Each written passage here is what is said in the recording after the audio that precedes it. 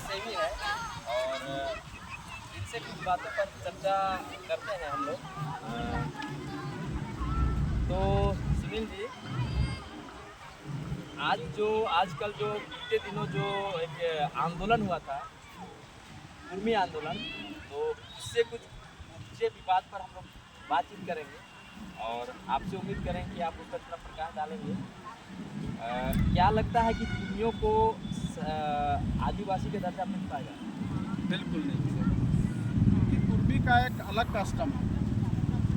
कुर्मी उस चीज़ को समझना चाहिए कि भाई हम आदिवासियों के बीच में क्यों बने रोड़ा बने, क्योंकि आज हमारे कुर्मी भाई और आदिवासियों के साथ में जो दोस्ती यारी है ये तोड़ने मोड़ने का एक साजिश है और कुर्मियों और आदिवासियों के बीच में एक दरार फैलाने जैसा ये मुद्दा है।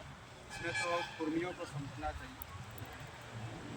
अच्छा, ऐसा भी है, मतलब सुनने में आ रहा है कि वो एक समय में थे, आदिवासी के दर्जा अनुसूचित जनजाति का दर्जा उनको प्राप्त था, लेकिन बीच में उनको हटा दिया गया। तो ऐसा भी था क्या? इस सच्चाई इसमें क्या है? आप क्या इसके बारे में जानते हैं? नहीं तो अगर बहुत पहले था तो क्यों हटा, इसको भी तो जानने की ज़रूरत है।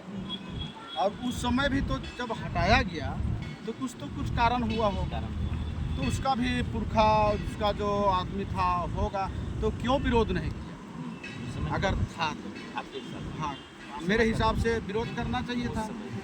लेकिन अभी जो गड़ा हुआ मुर्दा को आप उखड़ाइएगा तो क्या जिंदा होगा? नहीं होगा। और ये समय समय पर सब कुछ होता है। आप उचित मैंने कहा नहीं जा सकता है, कुछ समय आएगा और एक तो हम लोग का जो भाईचारगी है उसको बरकरार रखने के लिए ये मुद्दा को हमारे ख्याल से समाप्त करना चाहिए और आदिवासी भी अपना उग्र ना होवे, है ना। काहे कि हम लोग का गांव घर में सभी गांव में सभी जात का लोग रहते हैं, सभी को मिलजुल के रहना है, अपना अपना हक अधिकार है। और भारत देश में तो लगभग सभी के लिए आरक्षण का प्रावधान है। ये आदिवासियों के भर मात्र आरक्षण है ऐसा बात नहीं है, वो क्षेत्र अनुसार सभी के लिए आरक्षण लागू है। लेकिन सभी का आरक्षण आदिवासियों के ऊपर है, ये तो मैंने जो सोच रहा है कि हम आदिवासियों का आरक्षण देंगे, ये गलत सोच रहा है। अच्छा, तो और एक बात है कि वो लोग जो है जैसे उन लोगों को हटाया गया, मतलब बोला जा रहा है अभी हम, मतलब ऐसा आ रहा है सुनने में कि लगभग 75 साल से लोग आंदोलन कर रहा है कि हमको एसटी की सूची में फिर से रीशेड्यूल किया जाए।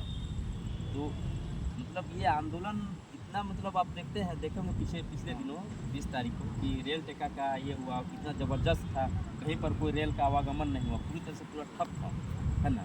और दूसरा तरफ जो आदिवासी समुदाय है, जनजाति समुदाय है ना, आप देखते होंगे रामगढ़ में भी हुआ और रांची में और भी बहुत जगह सुनने में आ रहा है कि धनबाद में भी हुआ। तो इस तरह से दोनों में आपस में टकराव का स्थिति जैसे आपका मणिपुर में हुआ था वैसा स्थिति बनने जा रहा है। तो इस पर मतलब क्या सरकार को करना चाहिए, या केंद्र सरकार हो या राज्य सरकार हो, इस पर क्या करना चाहिए? क्या दिशा निर्देश देना चाहिए या क्या कदम उठाना चाहिए जो आपस में जो समुदाय टकराने जा रहा है वो बच जाए, समाज में आपसी समझौता बनी रहे?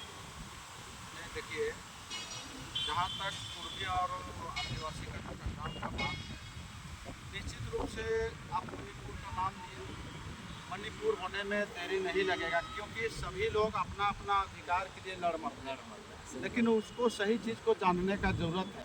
जो अपना अधिकार के लिए लड़ रहे हैं, क्या हम सही लड़ाई लड़ रहे हैं कि नहीं, इस चीज़ को जानने की ज़रूरत है।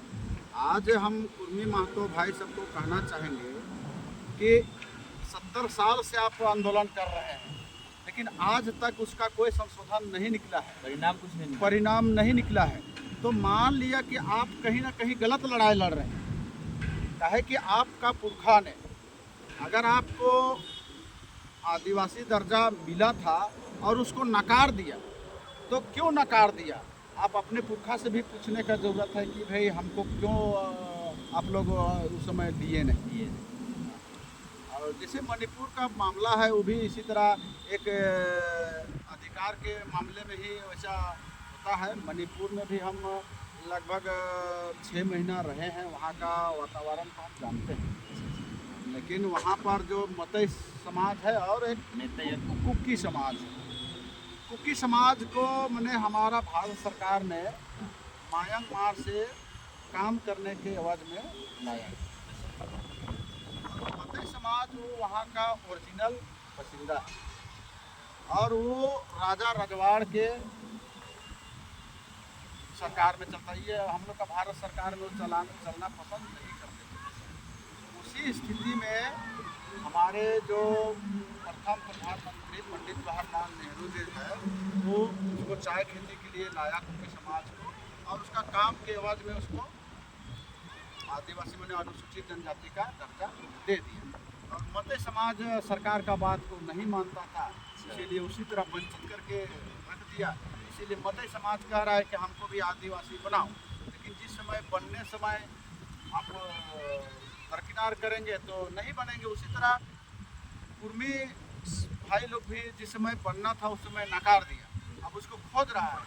अब तो वही गड़ा हुआ मुर्दा जैसा हो गया, जिंदा नहीं होगा। तो इस तरह से आप लोगों ने देखा कि हमारे जो सुनील उरांव जी है ये अपना बेबाकी से अपना विचार रखे और दोनों समाज को एक संदेश दिए कि भाई आपसी भाईचारा को बना के रखना है।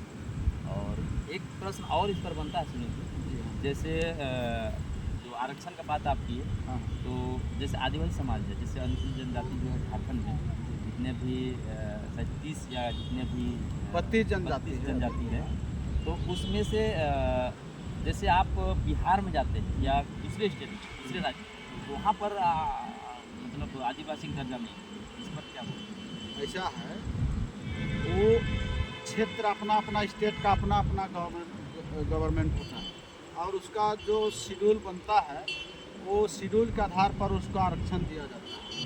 वहाँ पर हमारा आदिवासी का जो जिस क्षेत्र में रहता है उसको जिस संख्या में है उसी आधार से उसको रखा गया है। जैसे कि असम में भी देखिए, असम में भी आदिवासी दर्जा के लिए लड़ाई हो रहा है, संघर्ष है? हाँ संघर्ष है। वहाँ का भी जो हमारे झारखंड से चाय बागान में हजारों वर्ष पहले अंग्रेज़ों के द्वारा उसको ले गया वहाँ पर चाय पत्ती तोड़ने के लिए काम के एवज में। अब वो भी वहाँ पर रह के मतलब आदिवासी का जैसा मतलब वहाँ पर बसिंदा हो गया है और उसको सरकार ने पट्टा उट्टा भी दे दिया है, लेकिन आदिवासी का दर्जा नहीं दिया है। उसी में मतलब वो सब आदिवासी दर्जा जो मांग रहा है, जिसमें ओरिजिनल वहाँ का आदिवासी जो अपने को कहता है, जैसे कि बोड़ो है, हाजोंग है, कछारी है, राभा है और मैंने कई तरह के वहाँ पर है, वो सब विरोध कर रहा है। जैसे कि हम यहाँ पर आदिवासी सरना आदिवासी मुंडा संताल विरोध कर रहे हैं, उसी तरह वो भी विरोध कर रहे हैं। तो सब अपना अपना अधिकार के लिए लड़ता है, लेकिन अब वो असम गवर्नमेंट का कार्य है, तो उसको निराकरण असम गवर्नमेंट करे। अच्छा, और एक चीज़ ऐसा सुनने में आ रहा है कि जैसे 20 तारीख को